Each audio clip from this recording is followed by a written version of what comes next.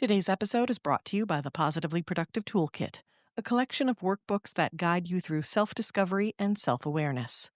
These self-guided workbooks, which include links to assessments, can be completed in minutes. Request this free resource and others at the positivelyproductive.com/resources page. Unfortunately, mindfulness becomes this practice that's so hard to reach. It's another should that you feel like you have to be doing, but you can't. And then it becomes something you feel guilty for not doing, and you go down a really negative rabbit hole.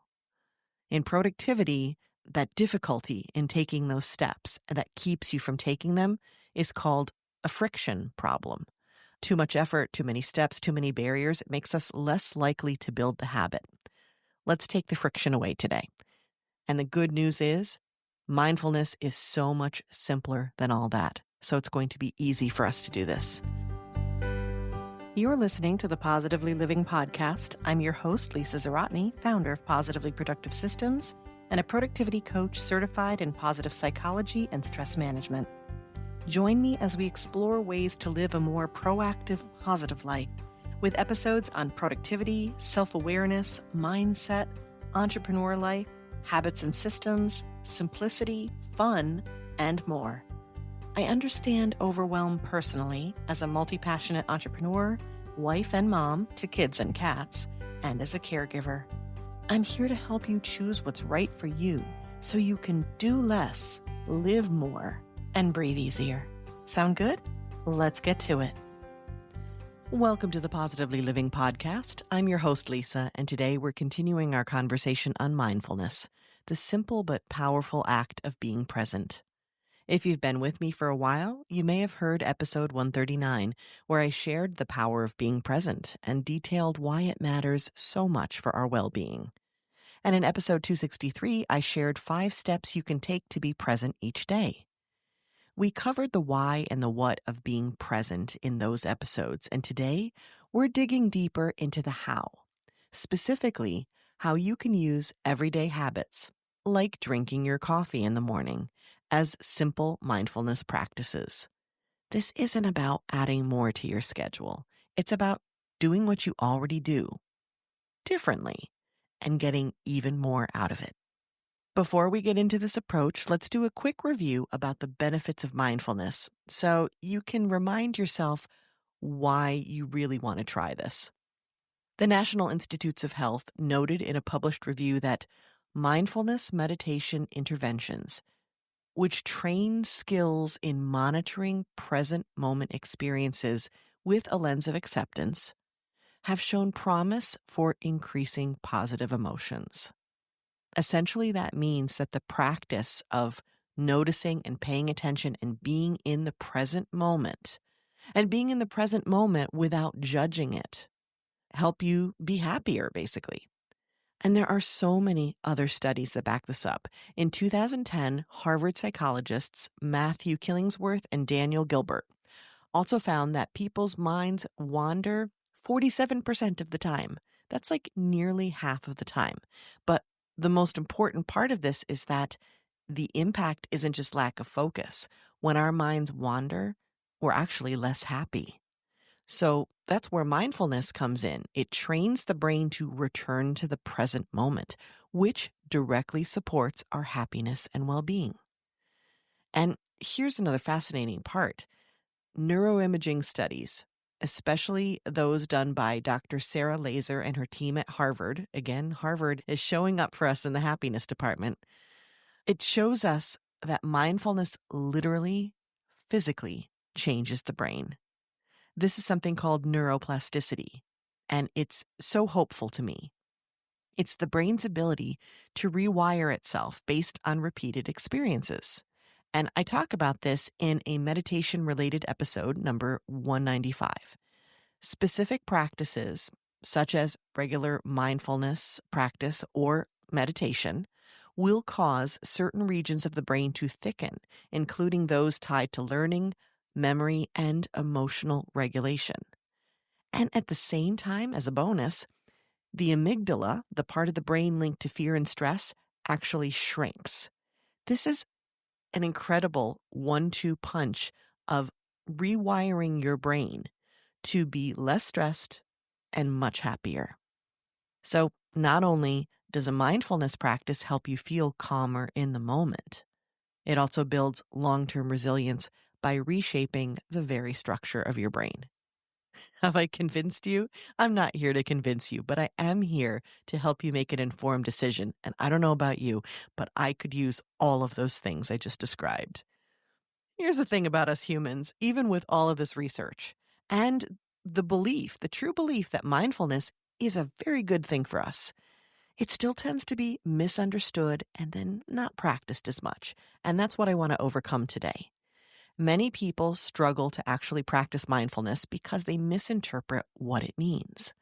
So often, mindfulness gets conflated with meditation only, and complicated meditation at that.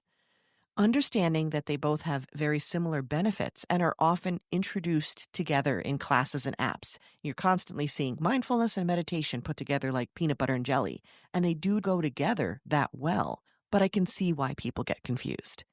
This leads to assuming that you must be meditating in order to be mindful, and that it must be very structured. There has to be a strict approach of sitting perfectly still for 30 minutes in silence, or downloading an app and following a long guided session.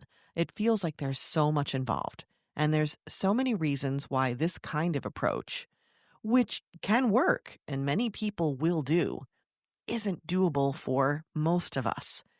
These options feel completely unrealistic for those in a noisy house with kids and pets, or those who have caregiver responsibilities and are interrupted very frequently, or have a packed schedule and feel like that's not something they can prioritize. And beyond those things, if you have neurodivergent tendencies, those traditional practices can feel nearly impossible because that kind of sit still and stay focused and quiet your mind kind of guidance is the type of thing where you're like, if I could do that, I would be doing so many other things. It feels unrealistic and definitely not doable. Unfortunately, mindfulness becomes this practice that's so hard to reach. It's another should that you feel like you have to be doing, but you can't. And then it becomes something you feel guilty for not doing, and you go down a really negative rabbit hole. In productivity, that difficulty in taking those steps that keeps you from taking them is called a friction problem. Too much effort, too many steps, too many barriers makes us less likely to build the habit. Let's take the friction away today.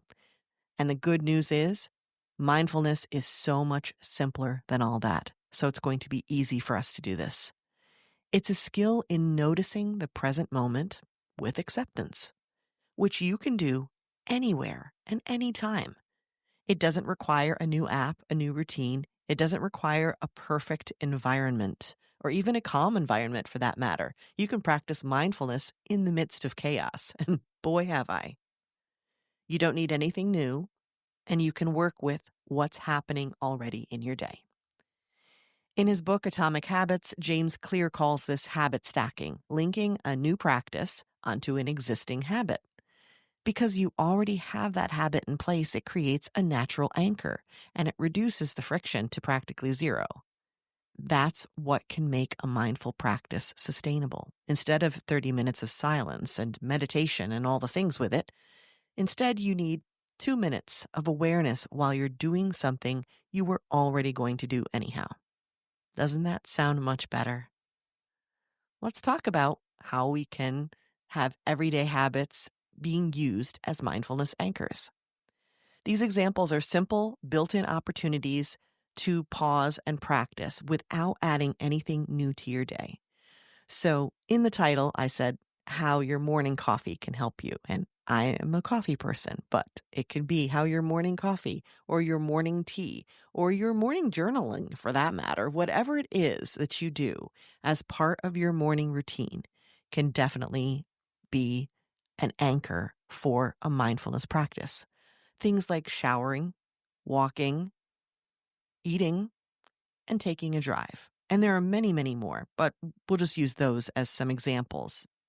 There's something in there I know that you can try after we finish this episode today. And these are all things that you do every day, I'm guessing. So you can find one of them to try. So each of these can become a mindfulness moment when you slow down and notice with your senses: sound, smell, touch, taste, and sight. I started this practice actually with my morning coffee, which is what inspired me to title the episode this way. I was paying attention to the sound of the water as it brewed, and I actually really love that sound. It might be a little Pavlovian, but that's okay. That's still mindfulness. And I would watch the swirl of the cream in the dark liquid. No, I don't take my coffee black. Don't judge me. Also, that's why I love glass containers. I would savor the flavor and the warmth, especially on a cool day. And for a hot day, I would savor the cool taste of iced coffee instead. And I have also mentioned drinking coffee before as a way in which to pause and take a moment. So I've used that same ritual to do a number of things, and mindfulness is part of it. I've often found that I solve the world's problems when I'm in the shower, and I'm joking, but not really. I think that's because answers come to you in the quiet. And that's one of those times when you're sort of stepping into something quiet, even if you don't feel like you have the time to. When you're left alone with your thoughts, it's easy to let your mind wander, and it's a fantastic place to think about new things and to innovate. But it's also an excellent time to pause, breathe, and notice what's going on around you. So I do still have incredible ideas in the shower, but I will also take time to take deep breaths and inhale the scent of my favorite body wash and feel the water cascading down my back and listen to the rush of the shower water past my ears and to feel the warmth that soothe my aching muscles. And again, I often go back to solving the world's problems, coming up with all those amazing new ideas. But I do try to alternate and make this moment a mindfulness practice as well. And it's especially good during one of those everything showers. You know what I mean? Yeah. Maybe use those to really savor the moment. Oh, and as a bonus, I'm laughing at myself for sharing this, but I have to because I know you're going to understand. If you shave your legs and then you hop into the bed with clean, crisp sheets, that is a moment to savor. And when you do that, that's mindfulness. Now, sometimes I go for a drive, and instead of popping on a podcast, which is awesome, and I totally think you should do that as often as you can, or instead of listening to music, I will challenge myself to drive quietly for a bit, to look around, to pay attention to what's going on. Now, I happen to live in a gorgeous part of New York State near the Finger Lakes area. And I'm always fascinated by what's around me and really struck by the beauty that's around me. So I take a moment to notice the changes in the landscape and maybe the businesses that are coming up and the changes that they're making. And I pay attention to the seasonal shifts. And I got to say, New York State in fall is just showing off. Paying attention to what's happening. That's a simple mindfulness practice when I'm driving down to the store to go run an errand. And the thing is that you can do this every single time and notice something new. Just as no two snowflakes are alike, no two sunrises or sunsets are alike either. So you could even do something as simple as say, I have to run down around sunset time to pick someone up every single day, and I'm going to notice the changes every single day. That one thing is a mindfulness practice. And searching for those moments, whatever they may be, not only keeps you in the moment, it keeps you appreciating the moment. And that segues to a special bonus in all of this, which is that being mindful can double as a gratitude practice when you allow wonder and appreciation to seep into what you're noticing. As we wrap up today, I hope you can see the incredible potential a simple mindfulness practice like this has for your well-being and how doable it really is. Now, science shows it can reduce stress, improve emotions, and even reshape our brain. But my favorite part of this is that it doesn't take much to create a practice that can do all that. We need to let go of the idea that it takes a lot of effort. Instead, look around to see what you already have and what you're already doing, which is kind of meta because that's already a mindfulness practice of paying attention to what you already do. And all you need to do is take those moments that are already part of your life and shift them just a little bit. Make them mindfulness anchors, and you are good to go. As a reminder, the episodes in the show notes that I mentioned, 139 and 263, are a great deep dive into why being present matters. And as a bonus, I added 195 on meditation if you are curious about the two of those together. And also you get to learn a little bit more about neuroplasticity in that.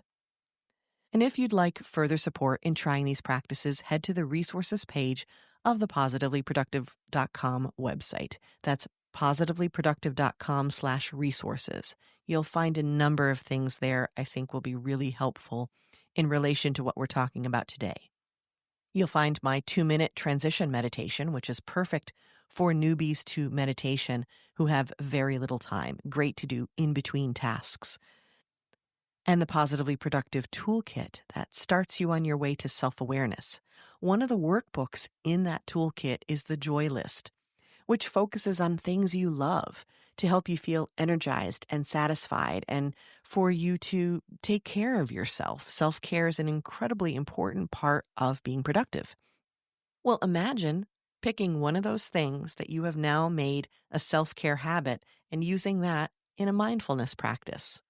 I love how there's so much efficiency in what we're talking about because one practice, one habit can do so much.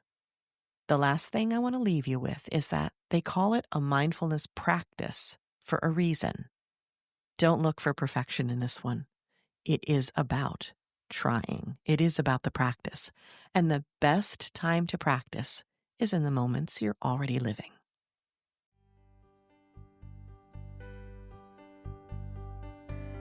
Thank you for joining me today. Your time is precious, and I'm honored you chose to spend it with me. If you have feedback or questions, you can find me through the Connect page of the positivelyproductive.com website. And if you're looking for any of the resources mentioned here, from books to products to training and more, go to positivelyproductive.com/resources.